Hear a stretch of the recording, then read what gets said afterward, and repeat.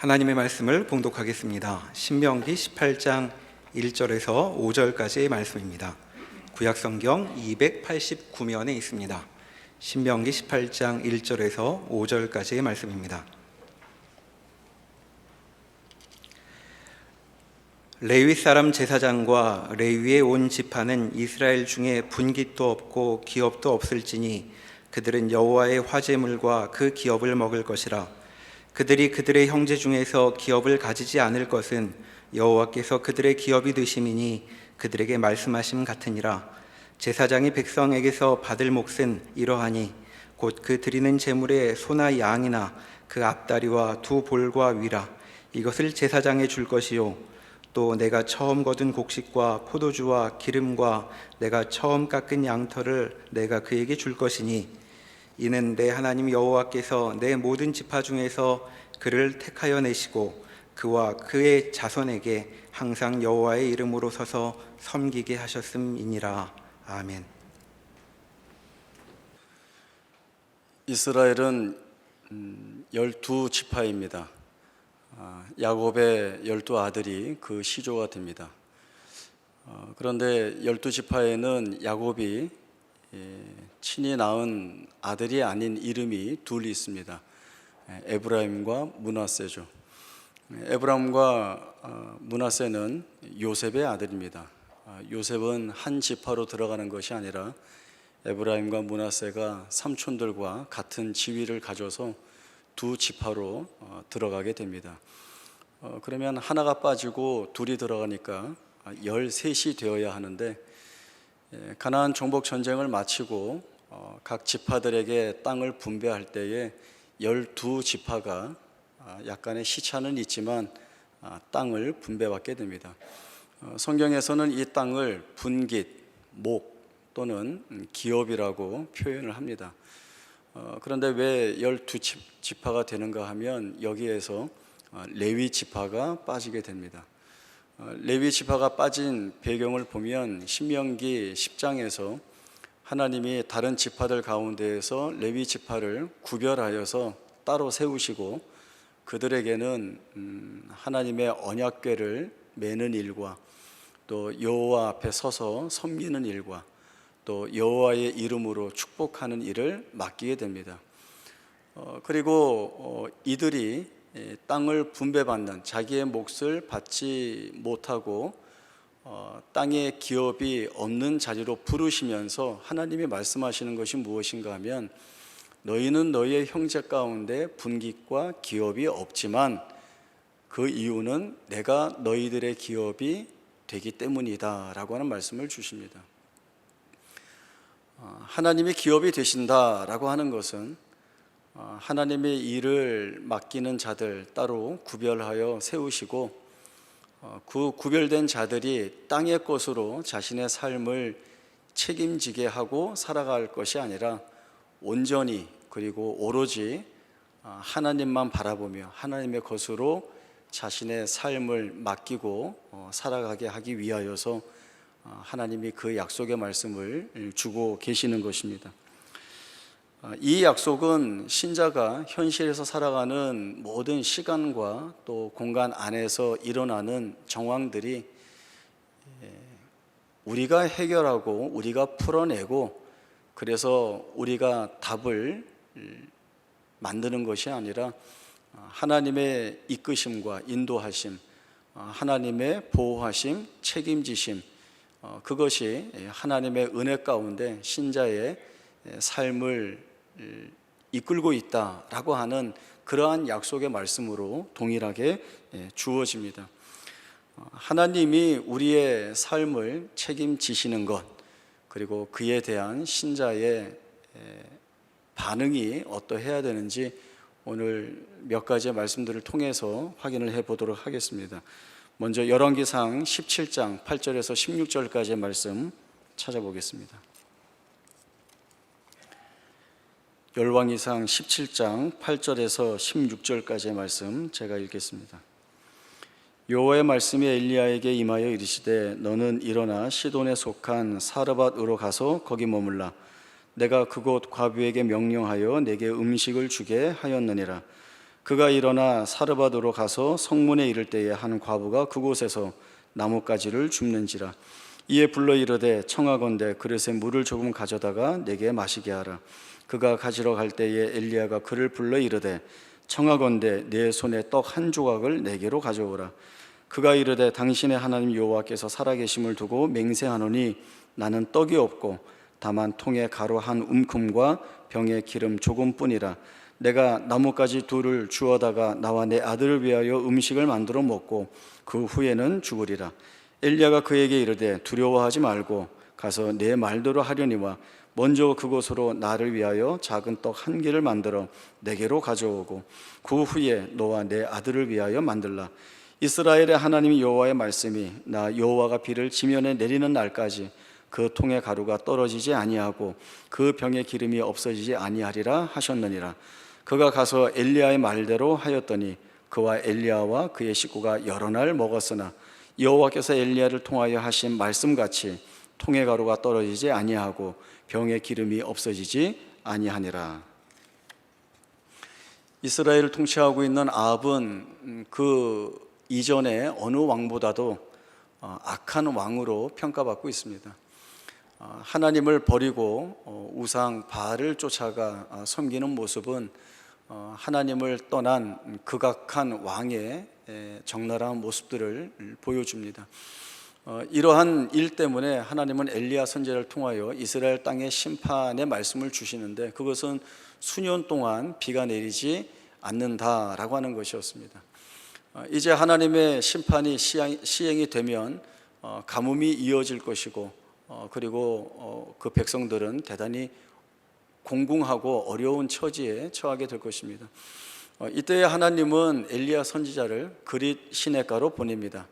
가뭄이 이어지고 그릿 시냇가의 물도 마르게 되자 이번에는 시돈 땅 사르밧에 있는 한 과부에게로 보내게 됩니다.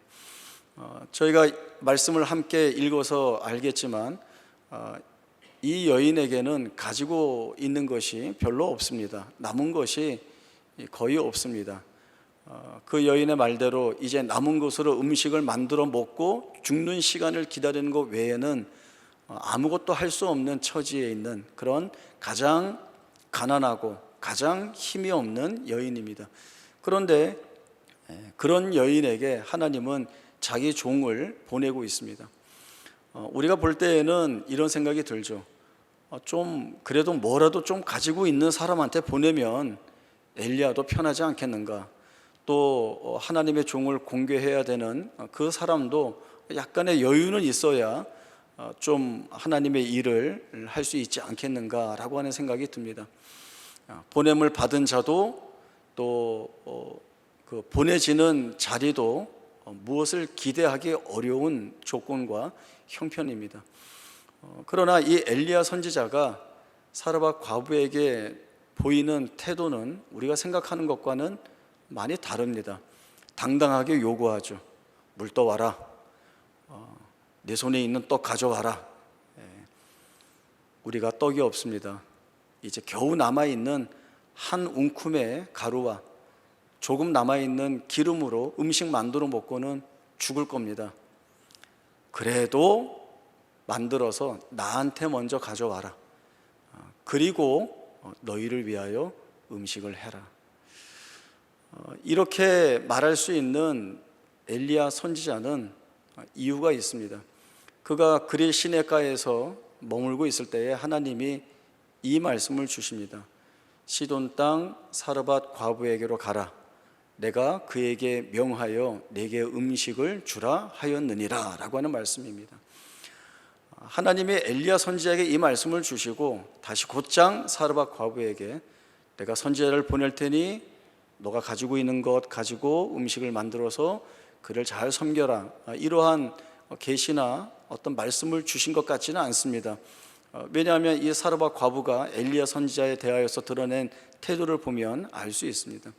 그러나 엘리야 선지자가 붙들고 있고 믿고 있고 알고 있는 것은 하나님이 보내셨으면 그 보낸 곳에 답이 있다는 것을 이 선지자가 알고 있습니다. 그리고 하나님이 내가 명하였다라고 말씀하셨으면 하나님이 명하신 그 말씀이 그 명하심을 받은 자가 할 수 있느냐 없느냐, 잘한다 못한다, 여기를 다 떠나서 아무리 그가 궁핍하고 핍절하고 곤고한 가운데 있다 할지라도 하나님이 명하신 것을 다 이루어낼 수 있도록 하게 하실 분이 하나님이라는 사실을 알고 있기 때문에 사르밧 땅으로 갔고 그 여인을 만났고 하나님이 주신 말씀에 대한 요구를 충분히 할 수 있었던 것입니다. 성경은 이 사건을 통하여 우리에게 많은 것들을 말씀을 해 줍니다. 하나님의 말씀이 주는 것에 대한 신뢰가 무엇인지를 우리가 제일 먼저 되돌아봐야 하고, 그리고 그 신뢰 위에서 하나님이 일하고 계시고 역사하고 계시다는 것들을 확인받게 됩니다. 이 사르밧 과부가 엘리야 선지자의 말대로 음식을 만들어다가 먼저 엘리야 선지자에게 줍니다. 그리고 그 남은 것으로 그 아들과 식구들이 며칠 동안 먹게 됩니다. 뿐만 아니라 하나님께서 다시 지면에 비를 내리시기까지 그 통에 가루와 기름이 떨어지지 않았다라고 하는 성경의 기록이 하나님이 믿음 위에서 역사하시는 그 은혜가 얼마나 풍성하게 드러나는지를 우리에게 잘 가르쳐주고 있습니다. 하나님이 엘리야 선지자를 보낸 그릿 시냇가라든지 아니면 사르밧 과부에게라든지 조건으로 보면 무엇 하나 기대할 수 있는 것이 아무것도 없는 자리였습니다. 그릿 시냇가에 엘리야 선지자를 먹이고 살필 수 있는 사람이 있었던 것이 아니고, 그리고 거기에서 음식을 충분히 구할 수 있는 어떤 환경이 조성되어 있던 것도 아니었습니다. 엘리야 선지자가 그릿 시냇가에서 음식으로 생명을 보존할 수 있었던 것은 하나님이 보내신 까마귀가 음식을 가지고 왔을 때에 그것을 먹고 보존되었습니다. 까마귀가 엘리야를 먹여 살렸습니까? 아닙니다. 하나님이 하신 것입니다. 사르밧 과부에게 갔죠. 가장 힘없는 여인에게 하나님께서 자기의 종을 얹으셨습니다. 그리고 그 여인의 손길을 통하여서 엘리야 선지자가 음식을 먹고 생명이 보존받습니다. 사르밧 과부가 엘리야의 삶을 책임졌습니까? 그렇지 않습니다. 하나님이 책임지신 것입니다. 우리는 이러한 일들을 통하여서 하나님이 주시는 말씀과 그 말씀이 조건과 한계와 형편과 상관없이 하나님이 그 안에서 만들어내시고 이루어내시는 일들이 얼마나 넉넉한가들을 분명하게 보게 됩니다. 근데 문제는 무엇인가 하면 신자의 싸움이 여기에 있는데 이 싸움 해 나가기가 대단히 힘에 겹고 어렵다는 것입니다. 이스라엘 백성들은 광야에서 40년 동안 만나를 통하여서 생명이 보존받았습니다. 이스라엘 백성들이 거칠고 척박한 이 광야에서 생명을 보존시킬 수 있었던 유일한 식량은 이 만나 외에는 없었습니다. 이스라엘 백성들 입장에서 이 만나를 볼 때 참으로 기적 같은 일이고 하나님께서 베푸시는 그 손길에 감사와 찬송을 할 수밖에 없습니다. 처음에는 그러한 마음들이 굉장히 가득 있었을 것이라는 생각이 듭니다. 많이 거두어도 남지 않고 적게 거두어도 모자라지 않게 하시는 하나님의 그 은혜가 있었고, 그리고 안식일을 제외하고 하루도 빠짐없이 아침에 일어나 나가기만 하면 거둘 수 있었던 것이 만나였습니다. 얼마나 감사합니까? 얼마나 기적 같은 일이 그들의 매일 아침의 삶에 녹아들어가고 있습니까? 그러나 이 시간이 길어지면서 이것이 감사요, 은혜요, 그리고 하나님이 베푸신 은총이었다는 것들을 서서히 놓치게 되는 것입니다. 잊어버리게 되는 것이죠. 그저 매일 내리는 만나가 공급되는 것이 자연적인 일인 것처럼, 그리고 이 만나가 자신들의 필요를 다 채우지 못하고 있다는 그런 불순종의 자리로 나아가게 됩니다. 만나를 뭐라고 얘기합니까? 우리가 이 하찮은 음식을 싫어한다라고 이야기합니다.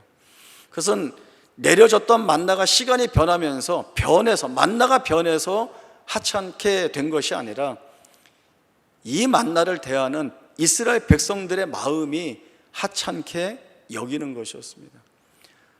하나님으로부터 끊임없이 공급되는 은혜를 은혜로 여기지 않게 되면 아무리 기적 같은 일들이 자신의 삶에 채워진다 하여도 나중에는 하나님께 감사하지 않는 모습으로 드러나게 되고, 지금 주어지고 있는 은혜를 감사의 내용으로 받지 못한다라고 한다면 장차 하나님이 내 삶에서 이루실 일들에 대한 하나님의 모든 역사를 부정하고 불신하는 것이 되어버리고 마는 것입니다. 하나님께서 내 삶에서 모든 것을 작정하시고 섭리하심을 이해하고 인정하는 데에는 이 하나님이 주시는 말씀, 약속에 대한 믿음이 우선적으로 반응이 되어야 됩니다. 이 믿음의 자리까지 가는 싸움을 해야 하는데, 이 싸움은 내가 힘을 내어서 내가 뭘 잘해서 할 수 있는 것도 아니고, 그리고 하나님이 우리 보고 너 알아서 와라 이렇게 내버려 두시는 것도 아니고, 하나님이 이 믿음 있는 자리까지 우리를 이끌어 나가시기 위해서 우리 안에 들어오셔서 우리의 부정과 우리의 불신과 우리의 믿음 없음을 가지고 치열하게 하나님이 싸우신다는 것입니다. 그것이 아브라함의 생애를 통하여서 우리가 충분히 봐왔던 일들입니다. 창세기 15장 12절에서 21절까지의 말씀 보겠습니다. 창세기 15장 12절에서 21절까지의 말씀 제가 읽겠습니다. 해질 때에 아브라함에게 깊은 잠이 임하고 더 큰 흑암과 두려움이 그에게 임하였더니 여호와께서 아브라함에게 이르시되 너는 반드시 알라.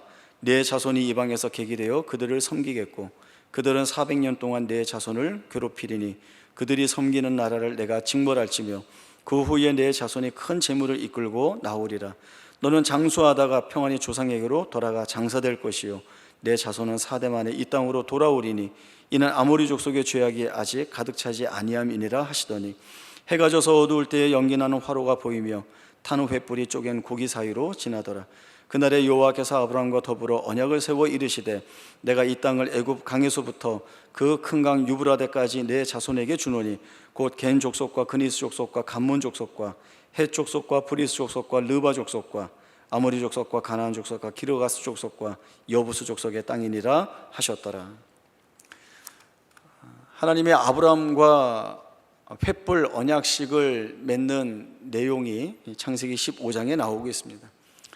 하나님은 아브라함에게 내게 복을 주어 내 이름을 창대케 하겠다라는 그러한 약속을 주십니다.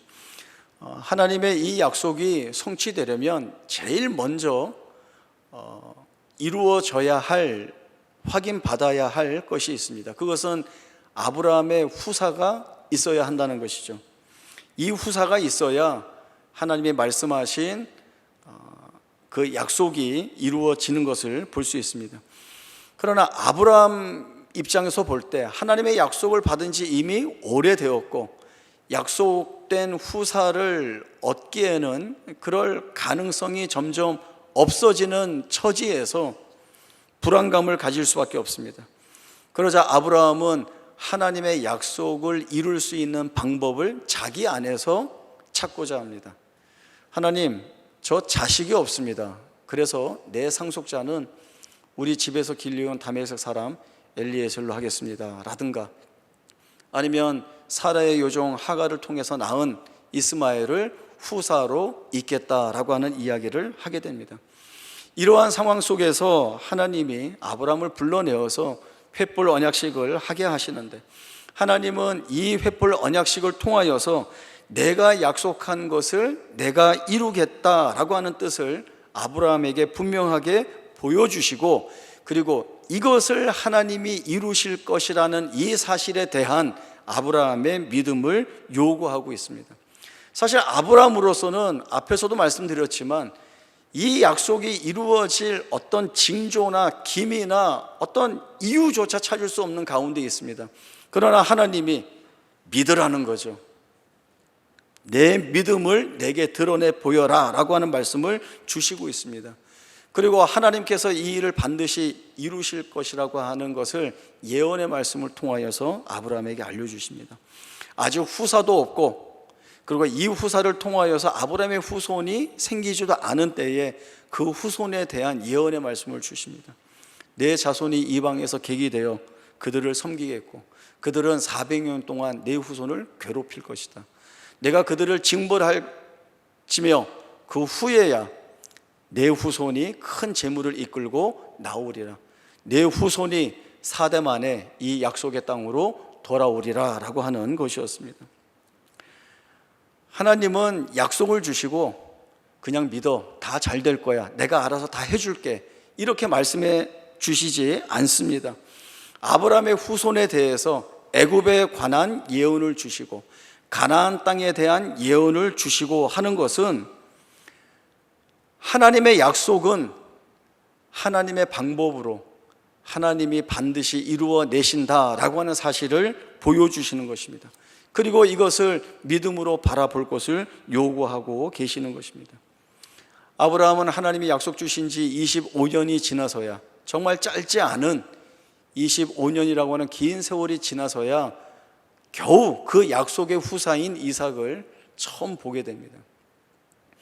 25년이라고 하는 시간이 갖는 의미는 초조한 마음으로 내가 기다렸어 라고 하는 어떤 그런 마음의 조급함을 드러내는 시간도 아니고, 내가 바랄 수 없는 중에 견디었더니 결국은 내가 이삭을 얻을 수 있었어 라고 하는 어떤 인내를 이야기하는 것도 아닙니다.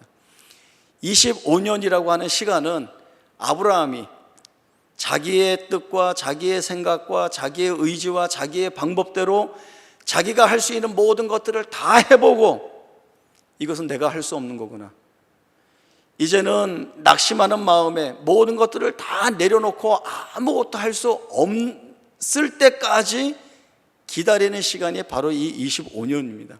이것은 아브라함을 항복하게 하고, 그리고 결국 하나님이 이루어내시는 것에 대한 믿음을 가질 수밖에 없는 자리로 하나님이 내몰아가고 있는 시간, 바로 그 시간이 25년이라고 하는 시간이 갖고 있는 의미입니다.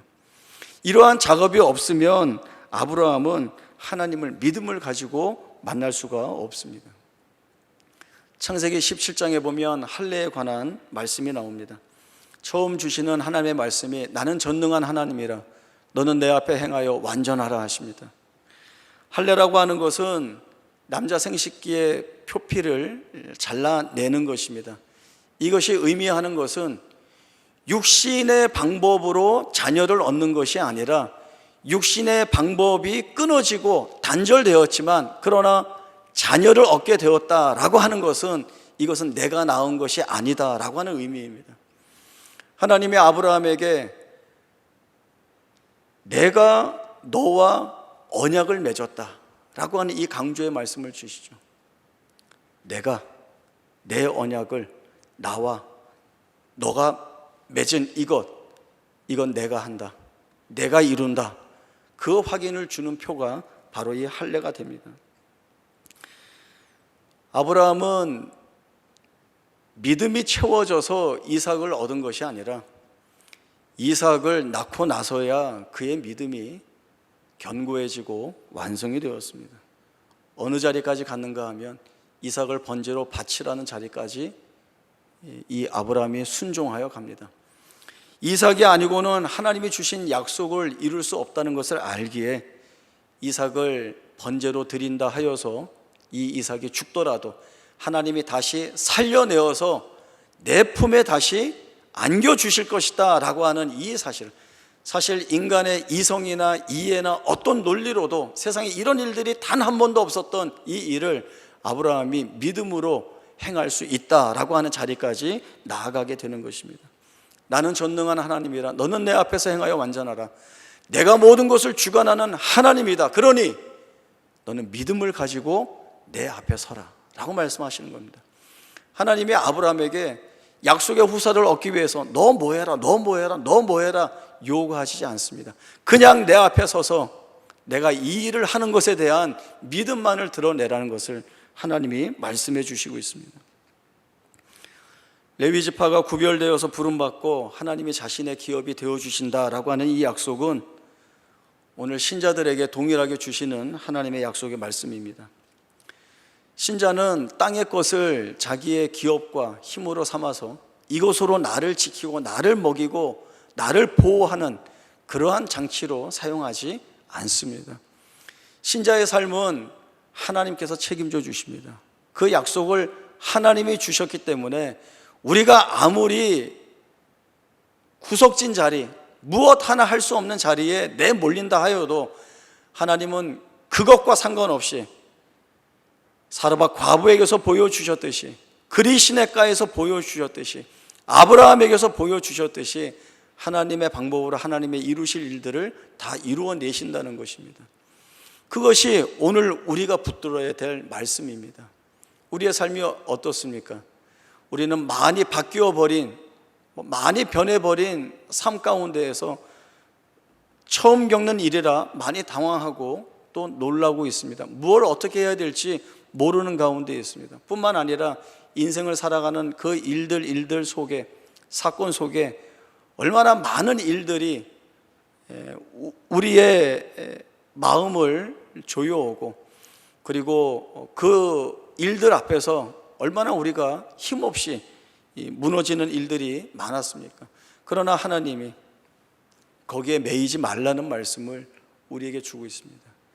너희가 어려움을 겪고 고난을 겪고 고통으로 인하여서, 그 시련으로 인하여서 괴롭고 아무것도 할 수 없는 자리에 있다 할지라도 내가 너희의 기업이기에, 내가 너희의 힘이기에, 내가 너희에게 모든 것을 다 허락하여 주는 창조주, 만물의 주인, 만유의 주이기 때문에 내가 이 일을 너희 가운데서 행하리라 라고 하는 이 말씀을 주셨다는 것은, 우리가 세상의 것으로 내 삶을 안전하게 보호하고 책임지는 것이 아니라 다른 건 다 둘째치고 하나님께 다 맡길 때에 하나님이 그 일의 결과를 어떻게 만들어 내시든지 간에 그 일들이 우리에게 가장 충족되고 완전하고 가장 좋은 것이 될 것이기에 우리는 그 하나님의 일하심 앞에 모든 것들을 다 드리는 자리로 나아갈 수밖에 없습니다.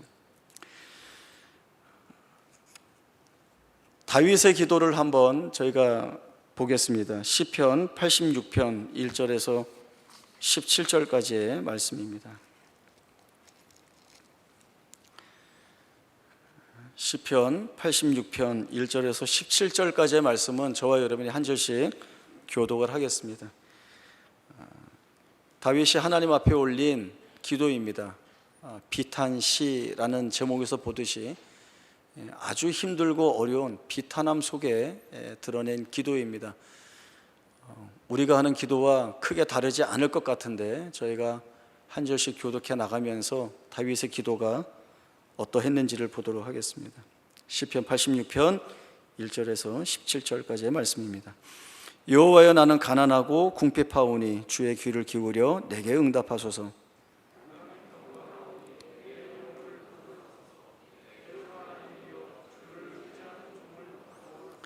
주여, 내게 은혜를 베푸소서. 내가 종일 주께 부르짖나이다.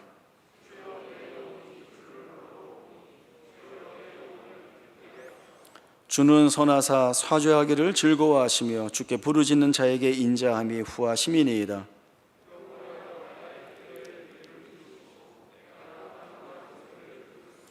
나의 환난 날에 내가 주께 부르짖으리니 주께서 내게 응답하시리이다.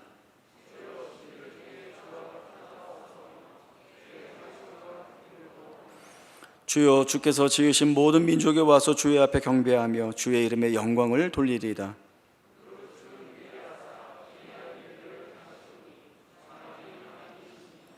여호와여, 주의 도를 내게 가르치소서. 내가 주의 진리에 행하오리니 일심으로 주의 이름을 경외하게 하소서.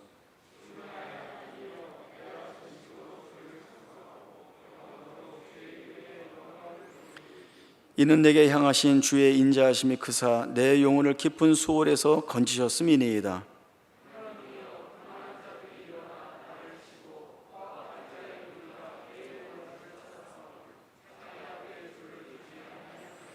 그러나 주여, 주는 긍휼히 여기시며 은혜를 베푸시며 노하기를 더디하시며 인자와 진실이 풍성하신 하나님이시오니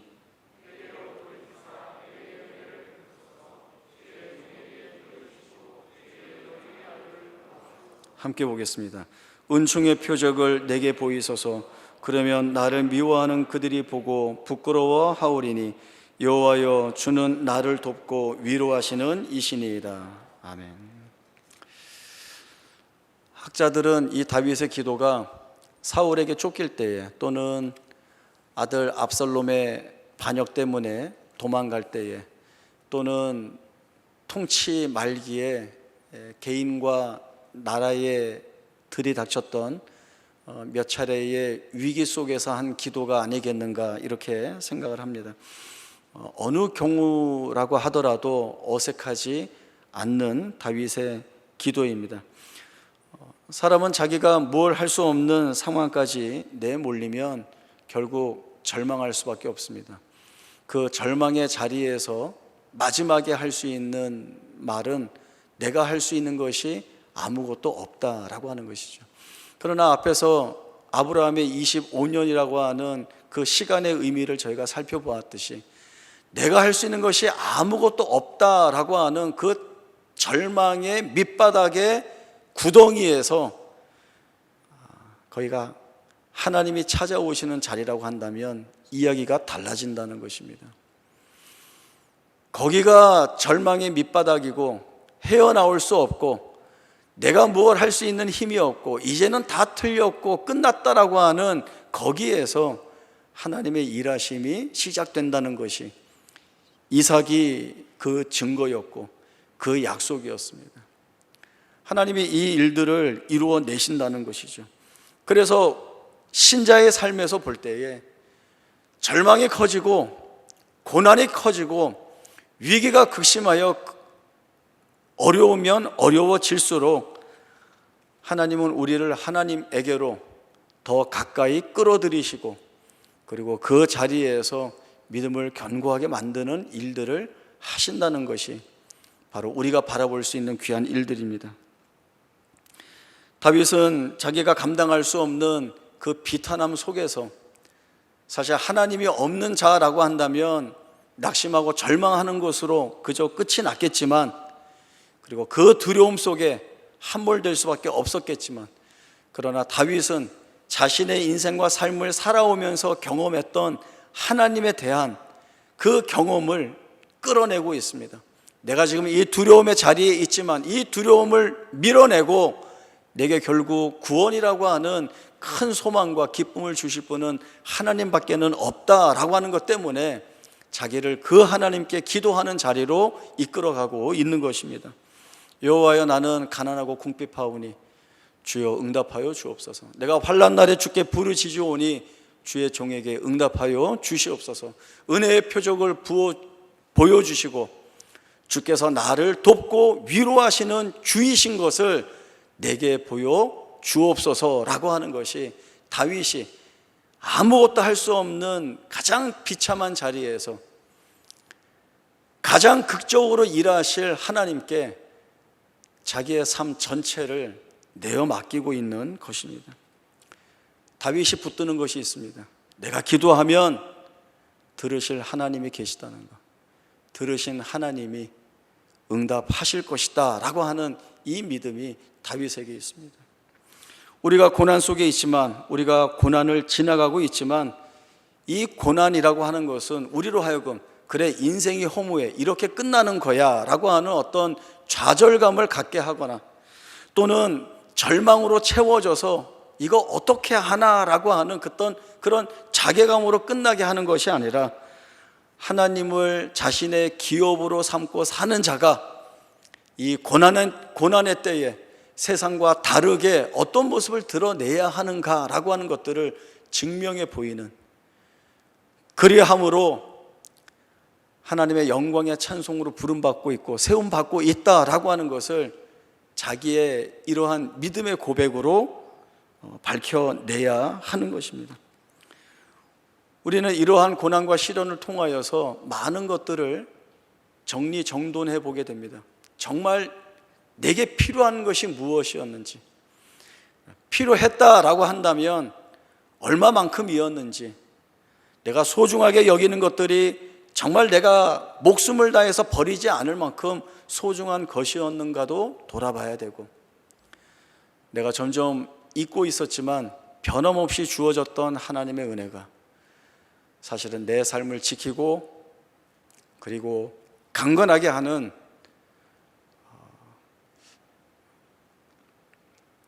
하나님의 은총이 아니었는가, 이걸 확인하죠.